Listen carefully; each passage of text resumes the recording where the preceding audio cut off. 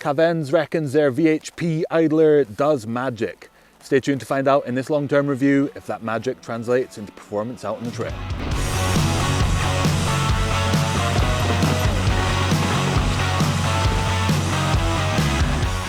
Hey, what's up guys? Robert here from loamwolf.com. Thank you so much for tuning in. In today's video, we're going to be talking about the VHP16 here, the first bike to hit the market by German brand Kavenz. The VHP16 is the middle offering with 160mm travel that Kavenz offers. They also offer a VHP15 and a VHP18, but crucially all of these frames are the same main frame, the same front triangle and rear end. It's only the lower shock mount and the length of the shock that changes between each of them, meaning you can buy this bike and then down the road, if you decide to change it, or if you want to carry two different setups for different types of riding, then you can easily make that switch. VHP stands for virtual high pivot, not very high pivot, although the pivot is pretty high and there's about 15mm of rearward travel that's offered by this system. But the virtual part is due to it being a horse link design instead of a linkage driven single pivot that is most common on the high pivot bikes. And that allows Kavenz to reduce the amount of anti-rise or break and squat that is excessive in these high pivot single pivot bikes. And it means that the anti-rise on this comes in at about 85%. At sag, which means that you don't get quite the same level of firming up of the rear end. The anti-squat is controlled by the idler wheel in there, so it's a 14T alloy idler wheel sitting around the main pivot, and it delivers about 140% anti-squat at sag throughout the gear range, giving you quite a consistent level of pedaling support that's quite high to keep the bike from bobbing and you losing your energy as you pedal it.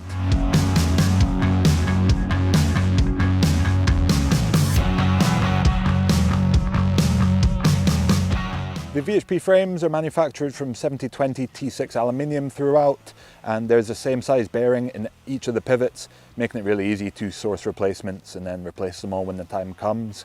There's a optional removable ISCG mount to fit a lower bash guard, and then an integrated chain guide sits around the upper idler wheel. Cable routing is all internal. Up at the head tube there's just quite small ports for the cables to feed through, and then further down towards the bottom bracket there are bigger ports which Kavenz offers different sized 3D printed little cable stoppers there, so that you can tweak it to fit the cable that you're running through it exactly, or you can plug it if you're running a wireless system. Because of the shape of the frame and the high pivot design, the chain doesn't tend to get too close to the chainstay, so there's just a thin rubber protector on there for when the time comes and you get super gnarly and cause the chain to bounce off of it.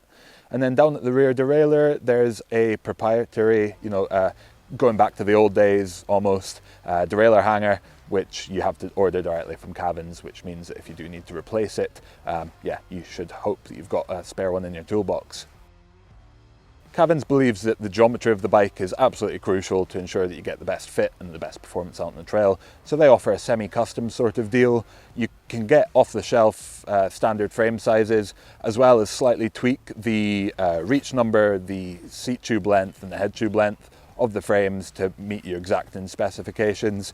So reach numbers are offered from 440 up to 540mm in 20mm increments. There's 3 different seat tube heights from 420 up to 480mm, and then 2 different head tube lengths, either 110mm or 125mm.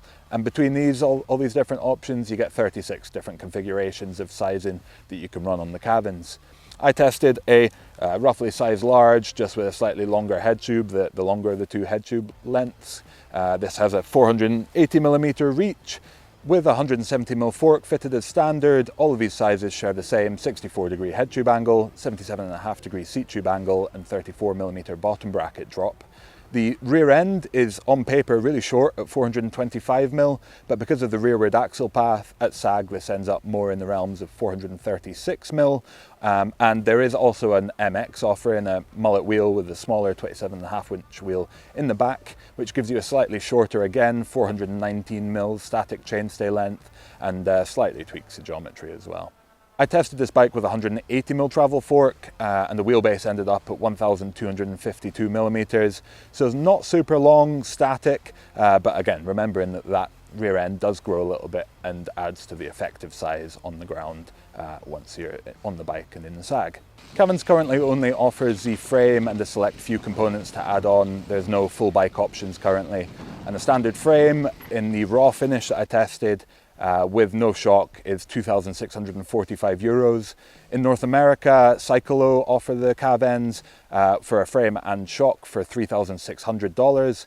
And then you can add on different paint finishes as well as a couple of different shock options and fork and dropper for various different prices above that. In terms of those paint finishes, you get either the standard raw or a powder coated RAL color, so you've got 126 options of color powder coat, or anodized black. Kavenz provided me with the VHP16 frame with a Fox GHX2 shock and no components, so it was down to me to build up the bike with the spec that I saw fit for some enduro punishment, and also stuff that I was familiar with, so as not to kind of skew the impression that I had on the bike and to really focus in on the frame itself. So I fitted it with a, kind of I would say a mid-tier spec here. So certainly some kind of highlight options, but also some more budget-minded stuff in the mix as well. And overall, I think it was a build that was very fitting for the Kavenz.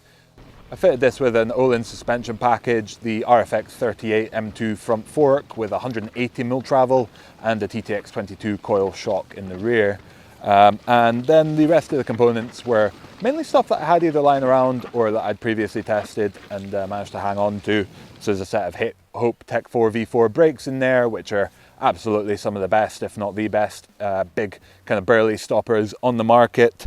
I ended up experimenting with a few different wheel sets, so I went from kind of quite a stiff carbon silt wheel set through to the more compliant Nukeproof Horizon alloy wheel set, and also had a Crank Brothers synthesis wheel set on there, the carbon E11s at one point as well. And I settled on a really nice stiff burly silt rear wheel in there with a slightly more compliant Nukeproof Horizon V2 alloy up front, which proved to be an absolutely perfect combo and able to take quite the punishment.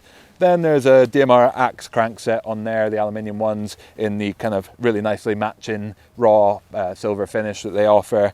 A one-up dropper, I alternated between a 240, really nice long one because of the good insertion depth on the Kavenz, and the 210 I ended up sticking with for the majority of the testing, which is topped with a Anomaly Construct switch grade saddle angle adjuster. And if you haven't checked out our video on that already, then be sure to do so because this thing is a really nice addition to any enduro or e-mountain bike. Certainly purposeful spec, and it proved to be all up to the challenge. Talking about how it rides, the climbing, because of the 180mm fork, the geometry was slightly changed from the standard, but even still with the slightly slacker head tube angle, slightly higher BB, slightly slacker seat tube angle as well, the climbing position proved to be really nice, especially with that switch grade fitted.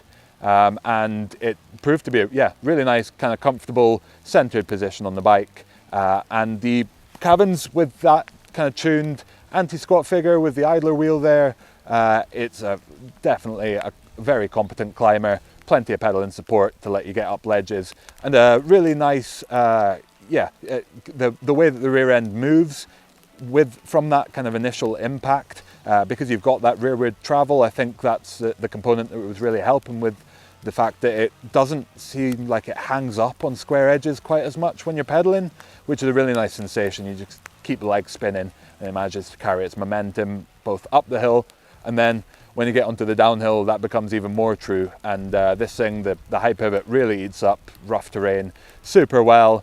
The way that the wheelbase extends as you get slightly deeper into the travel, up to a point, I think it starts coming back forwards again at about 100mm, but it's certainly much less forwards movement back after that initial rearward movement than your typical kind of mid to low pivot bikes. So yeah, you're never lacking stability on this thing, but because when you unweight it, that rear end ends up shrinking, you still retain quite a lot of agility. Also, I guess because of the head tube angle not being super slack at 64 degrees, it manages to balance stability through the bigger compressions with agility through slightly tighter terrain really nicely, and it proves to be an absolute killer all-round enduro package.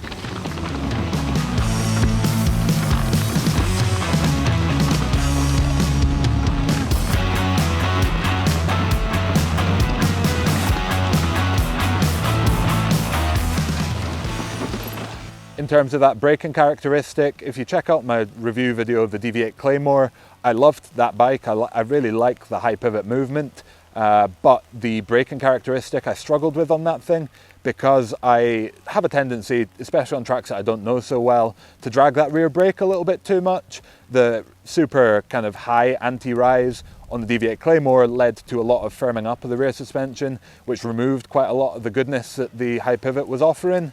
On this thing, with 85% anti-rise, because of that virtual high pivot, they're able to still give a little bit of kind of chassis stabilizing, so you're not pitched forward totally, but crucially it doesn't firm up the rear end much, if at all, meaning you can drag the brakes, brake hard on rough terrain without losing traction, and it makes for a really nice all-around experience there.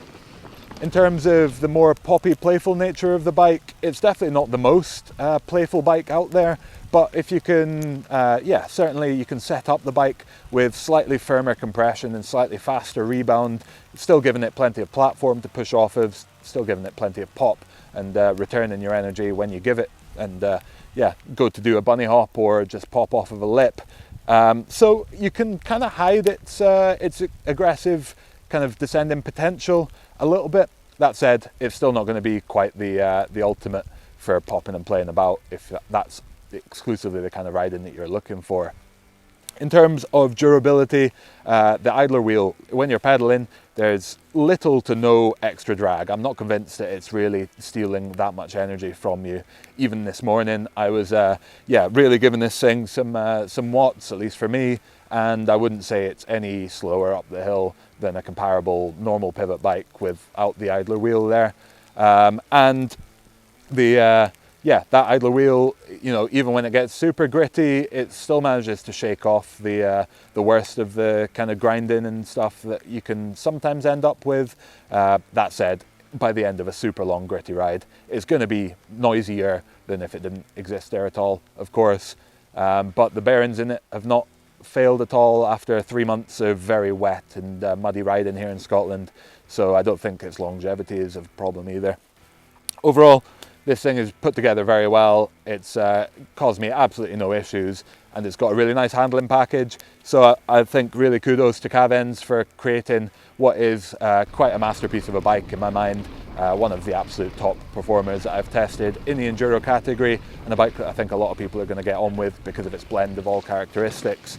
I hope you guys have enjoyed checking out this video. Do drop us a like if you have. Leave us a comment, let us know your thoughts on the high pivot movement and this beautiful Kavenz VHP16 from Germany, and be sure to subscribe to the channel to help us grow and to see more awesome content on awesome bikes like this.